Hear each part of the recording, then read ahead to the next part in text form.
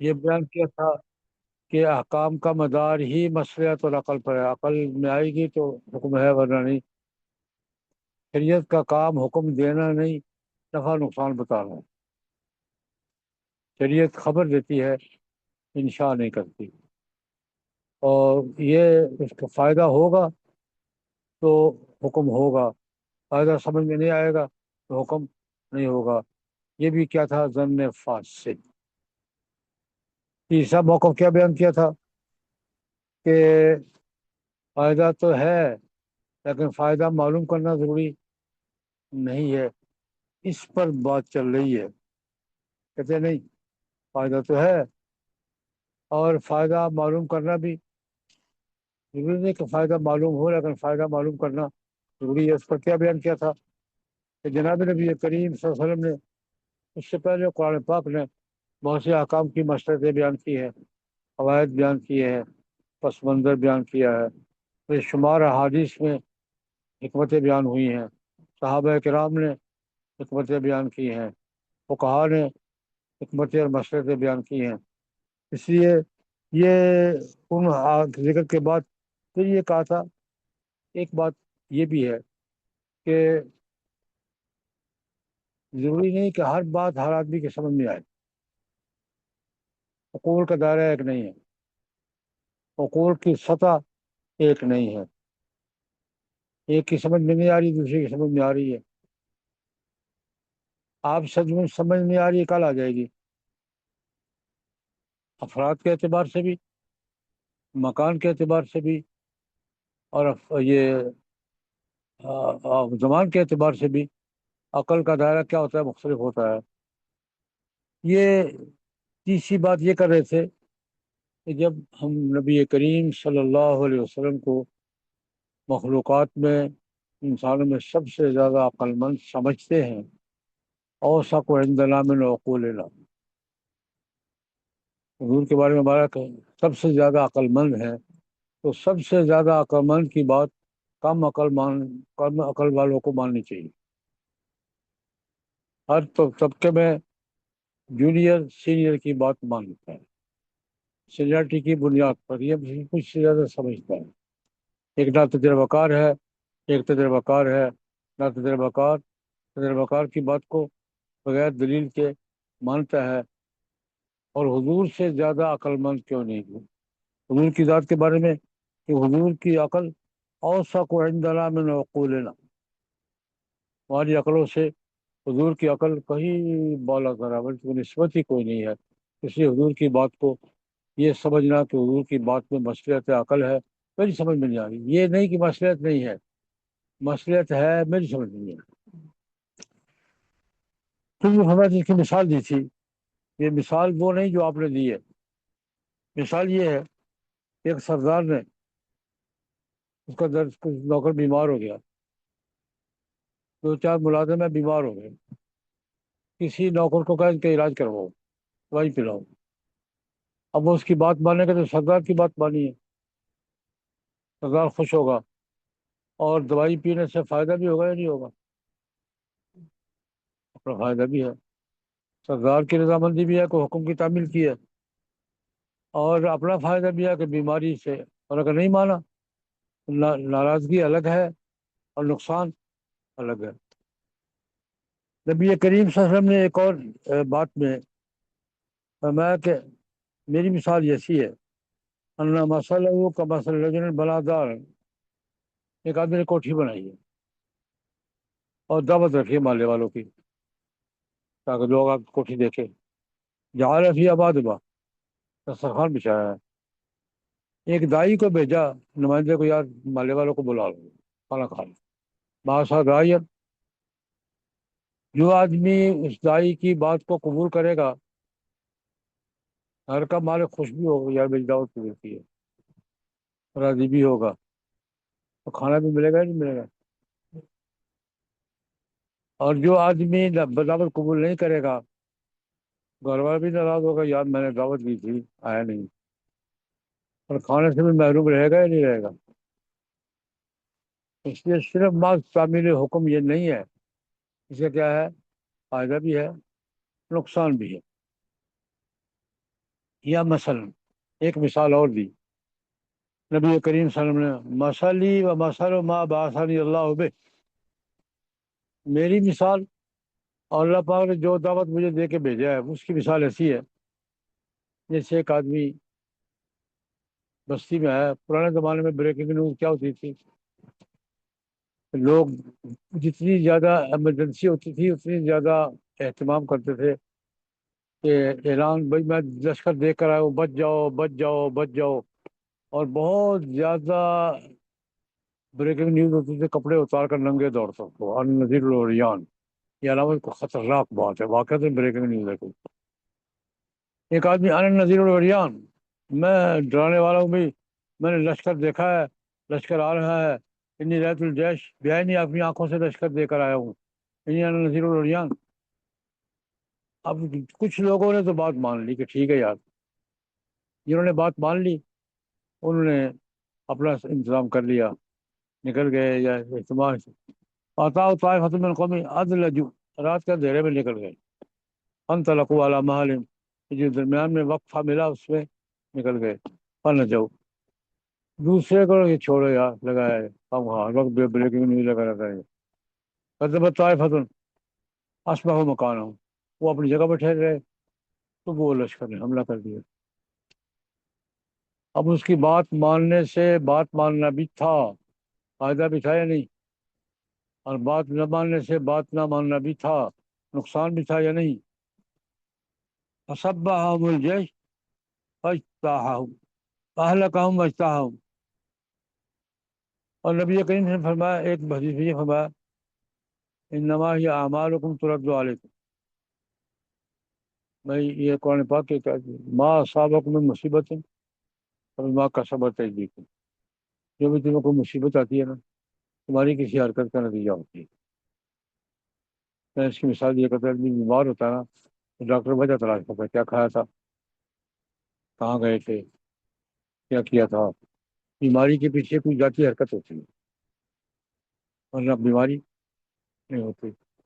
Society میں جو مصیبت آتی ہے تمہاری کسی حرکت میری طرف سے نہیں آتی، ابھی ماں کا صبر ہے جی، انما ہی اعمالکم ترد، تمہارے اعمال تم پہ لوٹائے جاتے ہیں، تمہاری حرکتوں کا ریئیکشن ہوتا ہے۔ جو مصائب آتے ہیں وہ کیا ہوتا ہے، تمہارے اعمال تم پر پلٹائے جاتے ہیں، اس کا سادہ ترجمہ کیا کر رہا ہوں، تمہاری اعمال کا رد عمل ہوتا ہے، تمہاری حرکتوں کا کیا ہوتا ہے، ریئیکشن ہوتا ہے۔ یہ ساری باتیں مثال دے کے، یہ بات تو ہو گئی۔ ایک بات ہے، ہم نے کیا کہا، مصلحت ہے، کوئی حکم مصلحت سے خالی، فعل الحکیم لا یخلو عن الحکمہ، مصلحت سمجھنے کی کوشش کرنی چاہیے، لیکن مصلحت کا سمجھ میں آنا ضروری نہیں ہے۔ مصلحت سمجھ میں آئے یا نہ آئے، عمل حکم پہ کرنا ہے۔ اب تک کی بات کا خلاصہ کیا ہے، کوئی حکم مصلحت سے خالی نہیں، لیکن عمل مصلحت کے معقوف پر موقوف نہیں، عمل کس پر ہے، حکم پر۔ مصلحت کا معلوم کرنا فائدے کی چیز ہے، اس سے انسان کے ایمان میں اضافہ ہوتا ہے۔ اب یہاں ایک مسئلہ اور ہمارا حل ہوتا نظر آتا ہے، بڑی لمبا جھگڑا ہے، اہل جاہلیت، سادہ لفظوں میں یہ، جس آدمی تک زندگی کے پاس زندگی بھر کوئی دائی نہیں پہنچا، دعوت نہیں پہنچی، وہ شناسہ ہی نہیں ہے توحید سے، اللہ کے صفات سے، دین سے، ساری زندگی جہالت میں گزری ہے، تو اس کے اعمال کی سزا جزا ہوگی یا نہیں ہوگی، پر حکم تو پہنچا نہیں ہے۔ ایک آدمی تک، ویسے آج کل ہے کوئی نہیں ایسا، لیکن کسی زمانے میں ہوا کرتے تھے، تو پوری زندگی اس شخص تک کوئی دین کی بات، کوئی توحید کی بات، کوئی اللہ کی بات پہنچی ہی نہیں ہے، جہالت میں ہی پیدا ہوا، جہالت میں ہی فوت ہو گیا، اس کو اگر سزا ہوگی تو کس بات کی ہوگی، اتمام حجت کے بغیر سزا، یہ ایک متکلمین کا بڑا پرانا جگہ طاقت ہوگی، بعض کہتے ہیں نہیں ہوگی۔ اور امام ابو حنیفہ رحمۃ اللہ علیہ کا موقف کیا ہے؟ سکوت۔ 10 باتیں ہیں جن میں امام صاحب مکمل کر میں کچھ نہیں۔ یہ جھگڑا کہ اس کی سزا ہوگی تو کیوں ہوگی، نہیں ہوگی تو کیوں نہیں ہوگی؟ کہتے ہیں اس مسئلے کا حل بھی سمجھ میں آتا ہے۔ یہ تقریر ہم نے کی ہے نا، کہ جو باتیں عقل سے سمجھی جا سکتی ہیں اس پہ تو مکلف ہے، اور جو وحی کے ذریعے سمجھی جا سکتی ہے ان میں وہ وحی نہ پہنچنے پر مکلف نہیں۔ اللہ کو ماننا ضروری ہے، عقل کی بات ایک ماننا بھی ضروری ہے۔ اللہ کے حکموں کی اصولی تکمیل بھی کیا ہے؟ ضروری ہے، عقل کی بات ہے۔ یہاں درمیان کی بات کیا ہوئی کہ جن تمہارے 5 ہیں جس کو پتہ نہیں ہے، یہ وحی پہ موقوف ہے۔ روزے صبح سے شام تک یہ کس پہ موقوف ہے؟ جو باتیں عقل سے سمجھ میں آتی ہیں ان میں وہ مکلف ہے، اس کے اختیار نہ کرنے پر سزا جزا ہو۔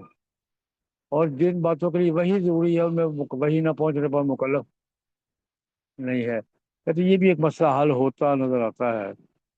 کہتے ہیں کہ جو ہم نے کہا نا ابھی ما ذکرنا، جو ہم نے ذکر کیا ہے اللہ ہا ہونا امرن بین الامرین، کہ معاملے میں دونوں پہلوؤں کا لحاظ ہے، ذو وجہین معاملہ ہے۔ لکل من الاعمال ونزول القضاء بالایجاب والتحریم، عمل اور حکم کا نازل ہونا، ایک عمل خود ایک حکم کا نازل ہونا، واجب ہونے میں حرام ہونے میں دونوں کا تعلق ہے، حکم کا بھی تعلق ہے اور عمل کا بھی تعلق ہے۔ اصل فی ان لکل من الاعمال، عمل کا اور نزول قضاء کا کس بات پر فیصلہ ایجاب اجتہاد پر اثر ہے؟ استحقاق کے ثواب والعقاب، ثواب کے مستحق ہونے میں، سزا کے مستحق ہونے میں۔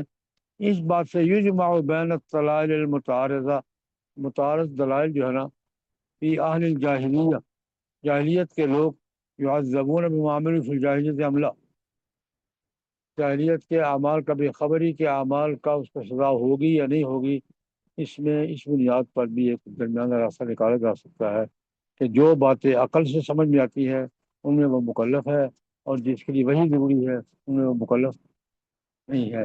یہ کسی ایک مسئلہ بھی حل ہوتا دکھائی دیتا ہے، شاہ صاحب کو دکھائی دیتا ہے، یہ مسئلہ حل ہوتا ہے شاہ صاحب کو دکھائی دیتا ہے۔ آگے پڑھیں۔ ومن الناس من يعلم في الجملة أن الأحكام معلمة للمصالح وأن الأعمال يترتب عليه الجزاء من جهة كونها صادرة من هيئات نفسانية تشبه به النفس وتفسد كما أشار إليه النبي صلى الله عليه وسلم، حيث قال ألا وإن في الجسد مضغة إذا صلحت صلح الجسد كله وإذا فسدت فسد الجسد كله، ألا وهي القلب. إنه يظن أن تدبير هذا الفن وترتيب أصوله ممتنعة إما عقلا لخفاء مسائله وغموزها، أو شرعا لأن السلف لم يدونوا من قرباتهم عن النبي صلى الله عليه وسلم وغباوة علمهم، فكان كالاتفاق على تركه، أو يقول ليس في تدوينه فائدة معتد بها إلا توقف العمل بالشرع على معرفة المصالح، وهذه ظنون فاسدة أيضا. قوله لخفاء مسائله وغموزها إن أراد أنه لا يمكن التدوين أصلا، فخفاء المسائل لا يفيد ذلك، كيف ومسائل علم التوحيد والصفات أعمق ومدركا وأبعد إحاطة، وقد يسره الله لمن شاء، وكذلك كل علم يتوائي بادي الرأي أن البحث عنه مستحيل والإحاطة به ممتنعة.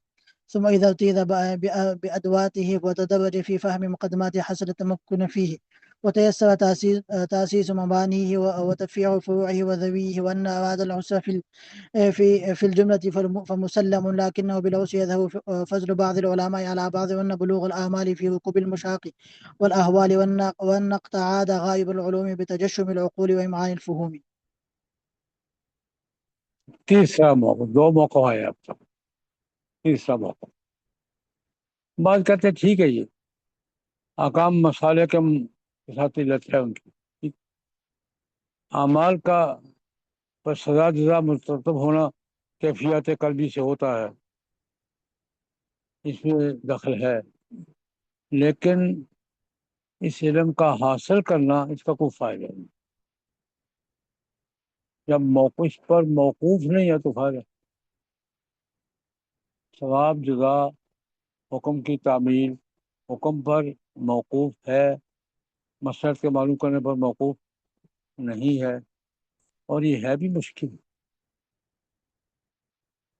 یہ کیا ہے؟ ممتنع، امتناع ہے، امتناع عقلی، امتناع شرعی. ایک موقف یہ ہے. ومن الناس، کچھ لوگ ایسے بھی ہیں، من یعمل فی الجملہ، جو اصولاً تو یہ بات مانتے ہیں، ان الاحکام معللۃ بالمصالح، کہ احکام کی علت مسئلے سے نکالی جاتی ہے. اور یہ بات ان الاعمال، اعمال یترتب علی الجزاء من، ان اعمال پر جزا مرتب ہوتی ہے کس کیفیت سے؟ من جہت کونہا صادرۃ من حیات نفسانیہ، حیات نفسانی سے کیفیت قلبیہ. یہ ہماری باری نفسانیہ نہیں ہے، کیفیت قلبیہ. کہ اعمال پر سزا جزا کیفیت قلبیہ پر، جیسی نیت ہے، جیسی نیت ویسی مراد. تصلح بها النفس، نفسات قلبی کیفیات جس کے ساتھ نفس کی اصلاح ہوتی ہے یا خرابی ہوتی ہے. مثلا حضور نے ارشاد فرمایا کہ الا وان فی الجسد مضغہ، جسم میں ایک گوشت کا ٹکڑا ہے، اذا صلحت صلح الجسد کلہ، وہ ٹھیک رہے سارا جسم ٹھیک رہتا ہے.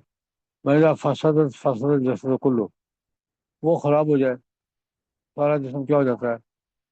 الا وہی القلب، دل ہے. اب انسان کے سارے جسم میں ٹکڑا ہے، اڑائی چھٹا کا ہوتا ہے. بڑھ جائے تب مصیبت، گھٹ جائے تب مصیبت. آج کل لطیفہ ہے کہ دل بڑا کرو، میں تو مار نہیں ہے نا. دل بڑا کرو یاد رکھو، خدا کو بس دل بڑا ہوگا تو پریشر کرنا پڑے گا. جسم کا مدار بھی دل پر ہے، اور روح کا مدار بھی کس پر ہے؟ دل. ڈاکٹر صاحبان بھی سب سے پہلے کس کو چیک کرتے ہیں؟ دل کو. کوئی بیماری ہو دل کی حرکت چیک کرتے ہیں، نبض کیسی چل رہی ہے، دل کی حرکت کیسی ہے. دل کی حرکت ٹھیک ہے تو باقی معاملات کنٹرول ہو جائیں گے، اور دل کی حرکت ٹھیک نہیں ہے تو باقی معاملات کنٹرول. ڈاکٹر صاحبان بھی ٹیلیسکوپ کہاں لگاتے ہیں؟ دل پر. اور اندر پیکج ہے، صوفی صاحبان کانگلیاں مارتے ہیں دل جاری کرنے کے لیے. وہ گوشت ہے، میں اس کی مثال دی، وہ سیٹ ہے، وہ سیم ہے. ڈاکٹر صاحبان کیا دیکھتے ہیں؟ سیٹ، نرسنگ ہے کہ نہیں ہے، کام کر رہا ہے کہ نہیں کر رہا. اور صوفی صاحبان کیا دیکھتے ہیں؟ پیکج کون سا ہے، قادری ہے، چشتی ہے، سوربندی ہے، نقشبندی ہے، کون سا پیکج ہے. اور سیم کام کا کنیکشن ہے، اور اس میں وہ بیلنس ہے. ایک ہی چیز ہے. جسم کا دار و مدار کس پر ہے؟ دل پر. اور روح کا دار و مدار بھی کس پر ہے؟ دل پر. اس کا مدار ہے سیٹ پر، اس کا مدار ہے پیکج. سنو، یہ ٹھیک ہے. کہتے ہیں کہ حضور نے فرمایا کہ الا بین الا وہی القلب. اچھا، یہ بات مانتے ہیں کچھ لوگ ہیں جو یہ بات مانتے ہیں، لیکنہ یظن، یہ بات مان کر یہ کہتے ہیں ان ترفیع هذا الفن والترتیب اصوله وفروعه ممتنع، اس علم کا مرتب کرنا، اس کے اصول و فروع کا طے کرنا ممتنع، عقلاً ممتنع ہے اور شرعاً ممتنع. عقلاً ممتنع کیا؟ پہلی بات کیا کی کہ ان تدوین هذا الفن وترتیب اصوله وفروعه ممتنع. ممتنع کیوں؟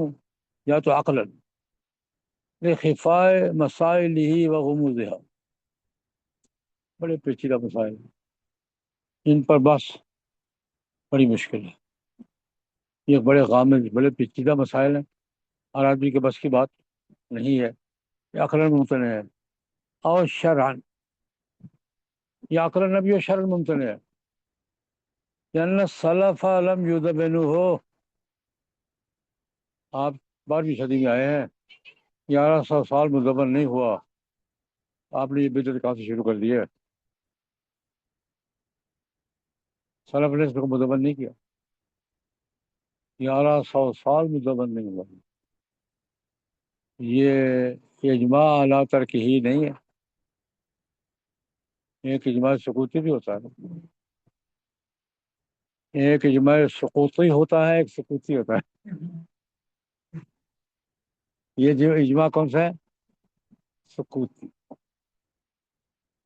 سلف لم یذبنہ، 1100 سال کسی نے نہیں کیا یار، من قرب عہدہم، ان کا زمانہ حضور سے قریب تھا، ان کا زمانہ حضور سے، زمانہ کے قرب کے باوجود، وغزارت علمہم، ان کا علم بھی تم سے گہرا تھا یار،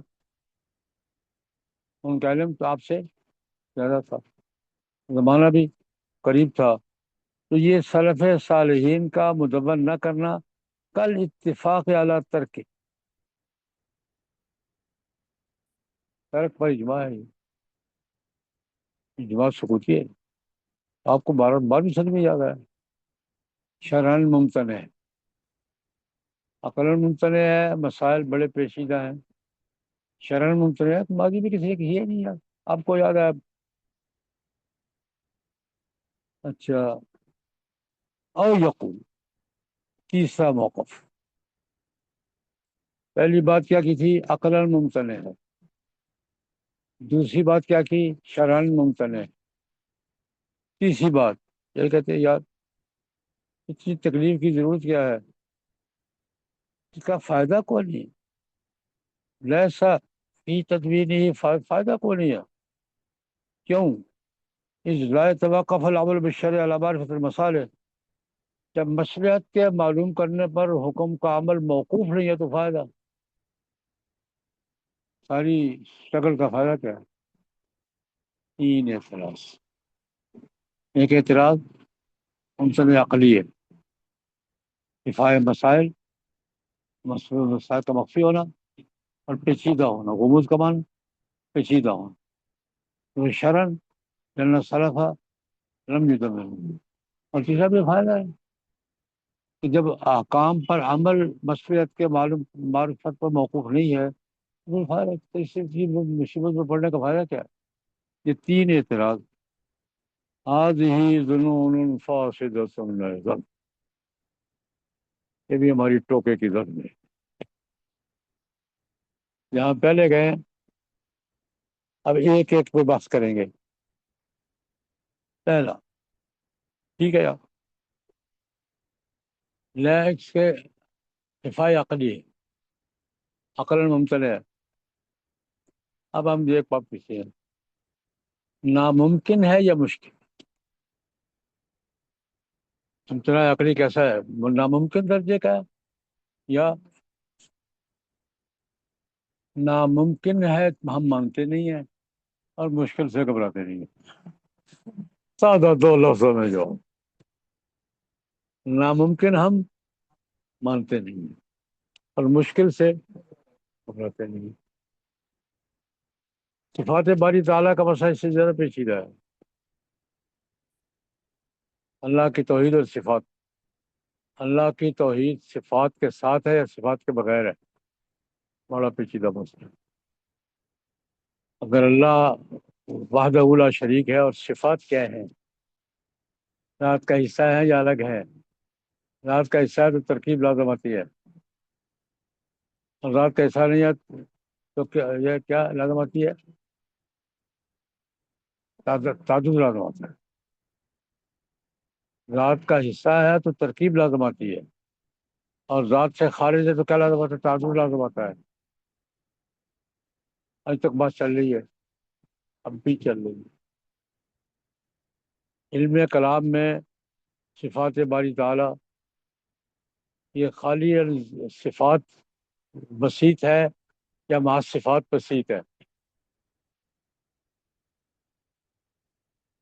وسیع کائنات میں ایک ہی اللہ ہی ہے، مع صفات یا بغیر صفات. یہ بڑا پیچیدہ مسئلہ ہے کہ بحث کرنے والوں نے کیوں کیا ہے. یہ بہت پیچیدہ مسئلہ ہے، لیکن بحث کرنے والوں نے کی ہے اور کرتے آ رہے ہیں، اور سمجھنے سمجھانے کی کوششیں چلی آ رہی ہے. اس لیے ہم ناممکن تو نہیں. اچھا یہ کہا ان ارادہ انہ لا یمکن تدبیر اصلا، اگر یہ ارادہ کہ ممکن نہیں ہے، فخفاء المسائل، مسائل کا مخفی ہونا، لا یفید ذلک، اس کا یہ ذہن نکلتا. کیف مسائل و علم توحید و صفات، اللہ کی وحدانیت اور صفات کا مسئلہ اعمق و مدرکن، گہرائی میں بہت گہرا ہے. ابات و احاطتاً، اس کا احاطہ کرنا بڑا مشکل کام ہے. وقد یسرہ اللہ تعالی لمن شاء، اللہ پاک نے بہت بڑے بڑے متکلمین پیدا کیے، انہوں نے بات کی ہے. علم کلام میں صفات باری تعالیٰ میں بات ہوئی ہے یا نہیں ہو رہی ہے. اچھا اسی طرح صرف صفات باری تعالیٰ نہیں، کوئی بھی علم، کسی علم کی بھی ہاتھ لگائیں گے تو آپ کو مشکل نظر آئے گا، لیکن اس کے مقدمات کو سمجھیں گے، مبادیات کو سمجھیں گے، بتدریج آگے بڑھیں گے، آپ کو آہستہ آہستہ سمجھ میں آئے گا. نام میں کل فاعل مرفوع، کل مفعول منصوب، یہاں سے شروع کریں گے تو آہستہ آہستہ سے آپ کو ساری باتیں سمجھ میں آئیں گی، اور ابتدا آہستہ اوپر سے کریں گے تو نہیں سمجھ میں آئے گی. کوئی بھی علم ایسا نہیں، کل علم یتراءی بادی الرائے، ظاہر نظر میں یہی نظر آتا ہے ان البحث عنہ مستحیل، بس مشکل ہے. والاحاطہ ممتنعۃ، اس کا احاطہ ممتنع ہے ہر علم میں کوئی بھی. اذا ارتیز بادواتی، جب اس کے اسباب کو اختیار کیا جائے، اذا ارتیز بادواتی، اس کے اسباب کو اختیار کیا جائے، وتدرج فی فہم مقدماتی، اس کے مقدمات کے سمجھ میں تدریجاً آگے بڑھا جائے. اثر تمکن فی، اس میں تمکن حاصل ہو جاتا ہے. اور تیسر تاسیس مبانی، اس کی بنیادیں طے کرنا بھی آسان ہو جاتا ہے. اور تفریع فروعی وضوی، اس کے متعلقات اور فروع جب آہستہ آہستہ آگے بڑھے گا تو ہر چیز سمجھ میں آتی جائے گی. اگر تو یہ ہے ناممکن تو ہم نہیں مانگتے بھائی. من اراد العسر فی الجملہ، اگر مشکل کہتے ہو تو علماء کا کام مشکل سے بھاگنا نہیں، مشکل کو کنٹرول کرنا. ان اراد العسر فی الجملہ فمسلم، عسر فی الجملہ مسلم، آسان نہیں، ناممکن بھی نہیں ہے اور آسان بھی نہیں. فی الجملہ مسلم ہے، لیکن جناب رب العسر یظہر فضل بعض مولویوں کی ایک دوسرے پر برتری سی عسر کو حل کرنے میں ہوتی ہے نا. یہ بڑا امام ہے، یہ چھوٹا امام ہے، یہ مناظرے میں جیت گیا ہے، یہ ہار گیا ہے، یہی سے پتہ چلتا ہے. علماء کی فضیلت مشکلات کے حل کرنے سے، اور سیدھی سیدھی بات ہے، آرزوؤں تک پہنچنا، بلوغ الاعمال فی رکوب المشاق والاحوال، مشقتوں اور مصیبتوں کے کندھے پر سواری کر کے ہی. جو آدمی مشکلات میں پڑنے سے گریز کرتا ہے وہ کوئی کام نہیں کر سکتا. مشکلات میں ان رکوب بلوغ الاعمال، آرزوؤں تک پہنچنا، فی رکوب المشاق، مشقت کے کاموں پر سواری، والاحوال مصیبتوں پر. اور جناب ان اقتعاد غالب العلوم بتجشم العقول، ایمان علوم کے کندھے پر سواری آسان نہیں ہے، یا مشکلات برداشت کرنی پڑتی ہیں. اقتعاد غالب العلوم کے کندھے پر بیٹھنا، عقلوں کو مصیبت میں ڈالنا ہے اور فہم کو گہرائی میں لے جانا ہے. اس کے بغیر کوئی کام بھی مشکل تو بغیر حل نہیں ہوتا. اس لیے پہلی بات تو ہم یہ نہیں مانگتے، ناممکن ہم مانتے نہیں ہیں، اور مشکل سے